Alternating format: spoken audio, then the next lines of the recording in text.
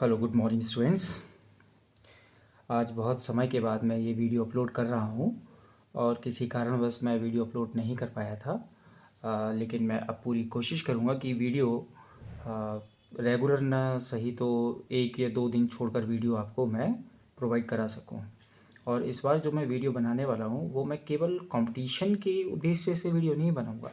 इस बार वीडियो मैं English speaking सीखने वाले स्टूडेंट्स के लिए भी बनाऊँगा, है ना। और बिल्कुल बेसिक से, बिल्कुल ज़ीरो लेवल से, है ना। टेंसेस के भी नीचे जो हम ABCD के बाद वाली स्टार्ट जो होती है लिंकिंग वर्ब से स्टार्ट करेंगे। और बैंकिंग, SSC, NDA की जो तैयारी कर रहे हैं बच्चे, जो जिस एग्ज़ाम में इंग्लिश आती है, उन सभी विद्यार्थियों के लिए भी ये वीडियो बहुत यूज़फुल होंगे। चलिए, तो समय वेस्ट ना करते हुए हाँ, मैं एक और बात बता दूं, जैसे कुछ बच्चों का ये भी कहना था, सर ये वर्ड नहीं पहचान पाते हैं कि ये कौन सा वर्ड है, नाउन, एडवर्ब, एडजेक्टिव, प्रपोजिशन क्या है। तो मैं साथ ही साथ वो वर्ड भी आपको बताता हुआ चलूँगा। चलिए, तो समय को वेस्ट ना करते हुए अपन स्टार्ट करते हैं। जैसे स्टोरी का नाम है द ऑनेस्ट बॉय। ये तो जनरली मालूम है आपको, इसमें एच साइलेंट होता है और ओ से प्रोनाउंसिएशन करते हैं। इसका प्रोनाउंसिएशन जो होता है वो ऑनेस्ट होता है, ना कि हॉनेस्ट। ऑनेस्ट बॉय, ठीक है। अब इस पे जो चैप्टर मुझे दिख रहा है, आर्टिकल्स, फर्स्ट वर्ड है अपना आर्टिकल, डेफिनेट आर्टिकल जो दिया हुआ है। आर्टिकल का यूज़ इंग्लिश में हमेशा नाउन के साथ करते हैं। नाउन के पहले हमेशा आर्टिकल का यूज़ करते हैं, ठीक है। और अगर नाउन और एडजेक्टिव दोनों साथ में दिए हुए हैं, नाउन के पहले एडजेक्टिव है तो उसके पहले आर्टिकल आता है, ठीक है। और द ये इस केस में आ रहा है क्योंकि ये पर्टिकुलर लड़का है, कोई विशेष या खास का यूज़ करते हैं तो उसके पहले हम आर्टिकल द का यूज़ करते हैं। आर्टिकल पर मैंने वीडियो बनाया डिटेल्स में, आप देख सकते हैं उसमें, ठीक है।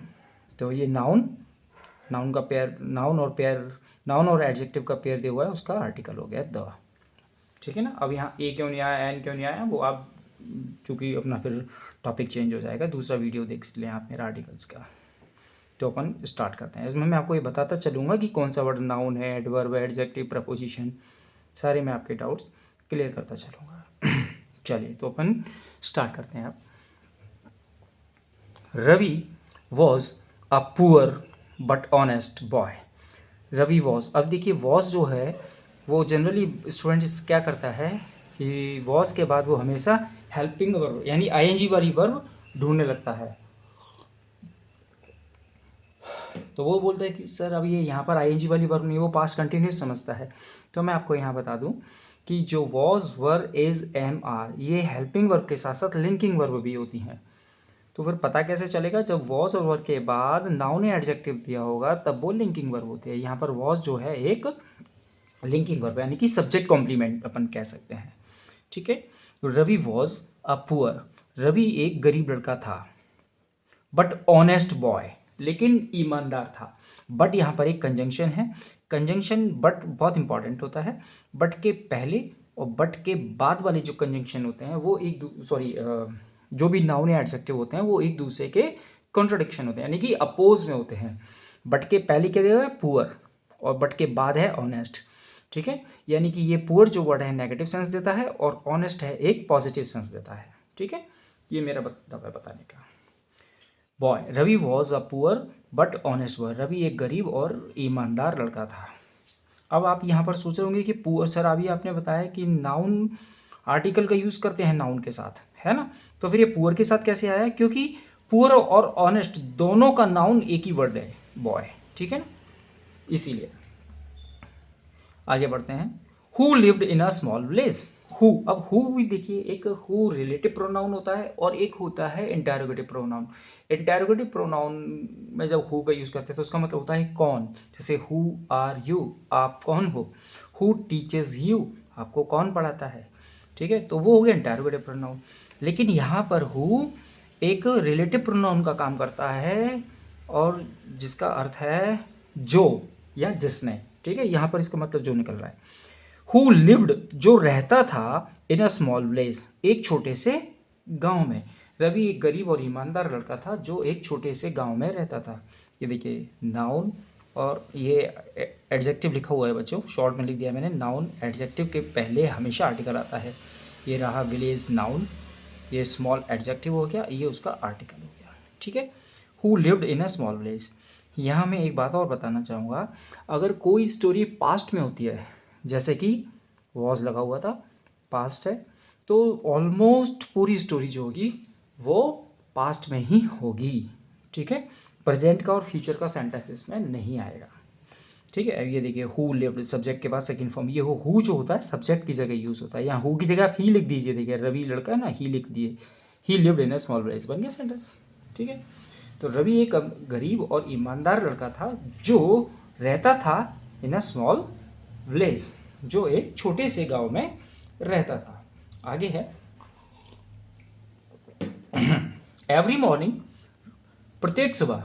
अब यहाँ पर एवरी और एक ईच भी होता है, डिटरमिनर है ये, ईच भी होता है, लेकिन ईच आता है स्मॉल नंबर के लिए, यानी कि कम संख्या के लिए। एवरी आता है ब्रॉड के लिए, बड़े के लिए। मॉर्निंग यानी बहुत सारी मॉर्निंग होती है, तो अनकाउंटेबल है, कोई फिक्स मॉर्निंग नहीं है, इसलिए every morning he walked on, ये देखिए सब्जेक्ट के बाद सेकेंड फॉर्म, ठीक है। He walked on a narrow, narrow means सकरी। मैंने यहाँ पर ये बोल्ड वर्ड में हिंदी की वर्ड मीनिंग्स भी लिखवा दी हैं, कुछ बच्चों को प्रॉब्लम्स होती है इसलिए, क्योंकि मैंने कहा ना कि अपन जो करेंगे इस बात बिल्कुल बेसिक से करेंगे। He walked on a narrow road to reach his school. वो नैरो रोड से, यानी कि बहुत सकरे रोड से होता हुआ जाता था, टू रीच हिज स्कूल, अपने स्कूल जाने के लिए, मतलब वो अपने स्कूल पर पहुंचने के लिए, रीच मतलब होता है पहुंचना, अपने स्कूल में पहुंचने के लिए वो एक सकरे, नैरो मीन्स कंजस्टेड रास्ते से, रोड से होकर जाया करता था, पास्ट में ना जाया करता था। अब आप कहोगे सर ये स्कूल भी तो नाउन है, हिज भी एडजेक्टिव है, तो इसके पहले आर्टिकल क्यों नहीं आया? नाउन एडजेक्टिव, और ये भी है नाउन एडजेक्टिव, इधर आर्टिकल क्यों नहीं आया? तो बता दूं कि हिज एक पजेसिव एडजेक्टिव है, and possessive adjective never takes any article. Is it clear? Possessive adjective के लिए पहले कोई आर्टिकल नहीं। यहाँ पर हिज का मतलब है अपने के लिए है, ठीक है ना। रवि अपने स्कूल जाया करता था। His life was full of struggles. His life, ये भी वही चीज़ आ गई, नाउन एडजेक्टिव पजेसिव एडजेक्टिव है। हिज लाइफ, उसका जीवन, was full of, was full of, यानी कि full of means field, completely filled up, पूरी तरह से भरा हुआ था, स्ट्रगल्स, यानी उसके जीवन में बहुत ज़्यादा परेशानियाँ थी, संघर्ष थे, उसके जीवन पूरा भरा हुआ था संघर्ष से, स्ट्रगल्स, स्ट्रगल्स मीन्स संघर्ष। But he never told a lie, लेकिन उसने कभी भी झूठ नहीं बोला, है ना, सब्जेक्ट के बाद सेकंड फॉर्म। और एक और बात, बट के मैंने भी बताया ना, पहले और बाद वाले जो भी नाउन एडजेक्टिव होंगे, जो भी क्लॉजेस होगी, वो एक दूसरे की अपोजिट होगी। ये देखिए, वो उसके जीवन में बहुत संघर्ष था, but he never told a lie, लेकिन उसने कभी झूठ नहीं बोला, ठीक है, सब्जेक्ट के बाद सेकंड फॉर्म। और यहाँ पर एक नया वर्ड बता दूँ मैं आपको, जो नेवर है, वो नेवर है आपका एडवर्ब ऑफ फ्रीक्वेंसी। ऑलवेज और नेवर हमेशा मेन वर्ब के पहले यूज़ होते हैं, ठीक है। और अगर हेल्पिंग वर्ब दी होती तो हेल्पिंग वर्ब के बाद और मेन वर्ब के पहले यूज़ होते हैं हमेशा।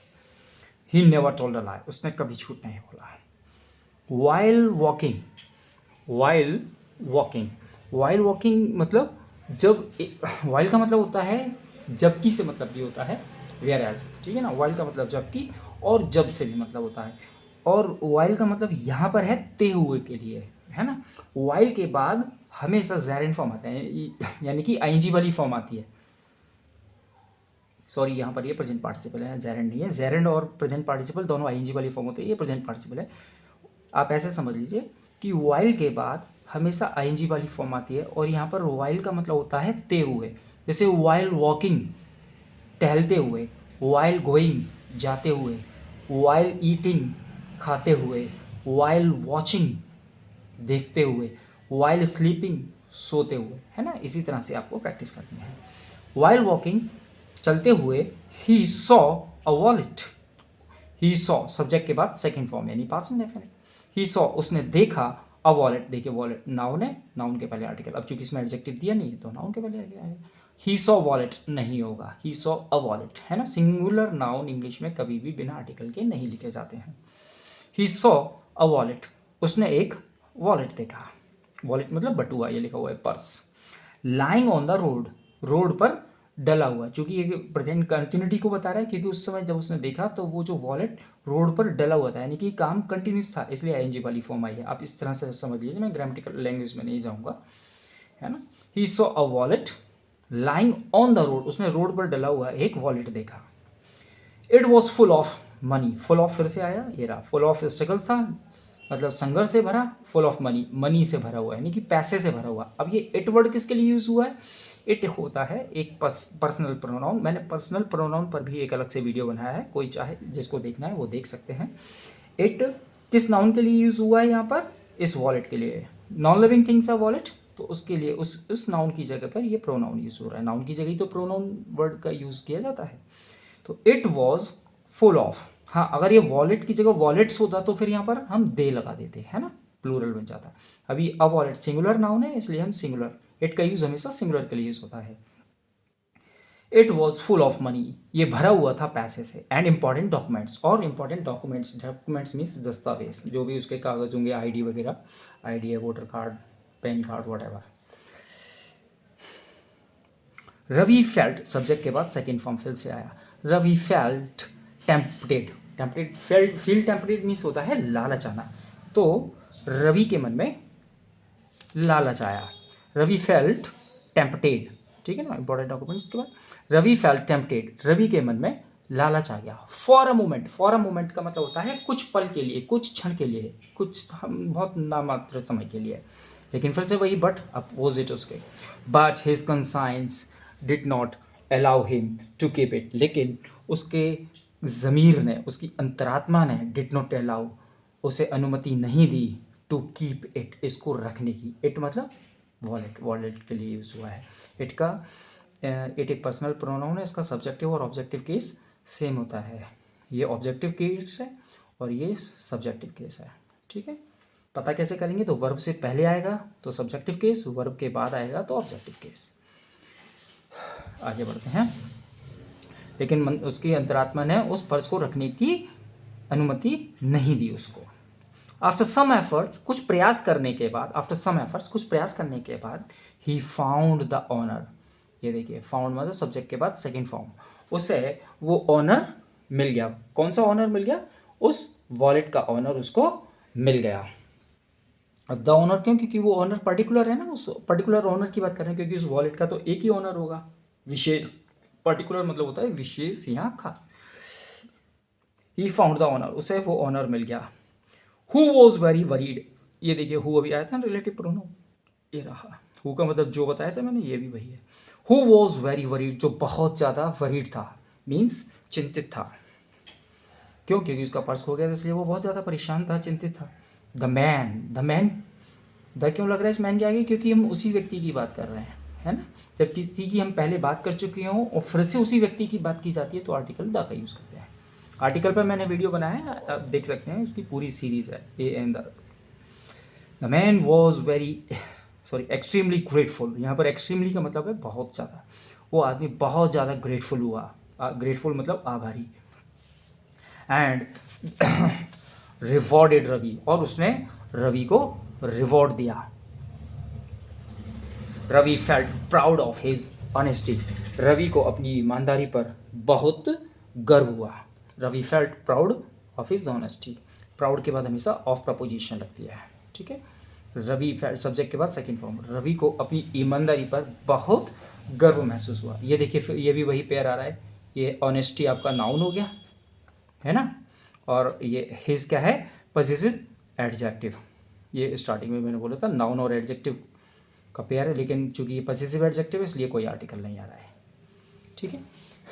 तो ये छोटी सी स्टोरी थी, मैं आपको इस तो बताता हूँ कि इस अब आपको करना क्या है। जो मेनली बच्चा क्या करता है, स्टोरी खत्म हुई या कोई भी चीज़ आर्टिकल हुआ, वो जो पढ़ रहा है उसको पढ़ने के बाद वो बंद कर देता है। अब आपको करना क्या है, जो इसमें मैंने जो बोर्ड वर्ड बना रखे हुए हैं उनको आप एक डिक्शनरी में नोट कर इसमें अपने रजिस्टर में मेंटेन करिए, इनको डेली नोट करते जाइए और इनकी कोशिश कीजिए इनके सेंटेंसेस बनाने की, ठीक है। अब जैसे इसका एक मैं क्वेश्चंस लिख रहा हूँ, अगर कोई स्टूडेंट्स की जैसे थोड़ी सी बेसिक क्लियर हैं थोड़े से, तो वो क्या कर सकता है, इसके क्वेश्चंस बनाए अपने अपने आप बिना उसके, जैसे जो भी स्टोरीज ने पढ़ी है। जैसे मैं आपको बता दूँ, हु वॉज रवि, सिंपल सा क्वेश्चन, बिल्कुल सिंपल सिंपल क्वेश्चन बनाने हैं। हु वॉज रवि, तो इसका आंसर हो जाएगा Ravi was a poor and honest boy, बस इतना आंसर हो जाएगा। What did he get on the road, उसे रास्ते में क्या मिला था। ठीक है ना। थर्ड क्वेश्चन हो जाएगा कि why did the man reward Ravi, उस व्यक्ति ने रवि को रिवॉर्ड क्यों दिया। चलिए अब मैं यही वाला क्वेश्चन मैं आपको एक होमवर्क के रूप में दे रहा हूँ। Why did the man reward Ravi, why did the man reward Ravi, उस व्यक्ति ने रवि को रिवॉर्ड क्यों दिया। इसका हो सके तो आंसर कमेंट बॉक्स में लिखें। और आप किस तरह की स्टोरी देखना चाहेंगे, क्या और आप पसंद करेंगे कि आपको उसमें और क्या करेक्शन किया जाए, वो आप मुझे कमेंट बॉक्स में लिख के बता सकते हैं। चलिए, थैंक यू, धन्यवाद।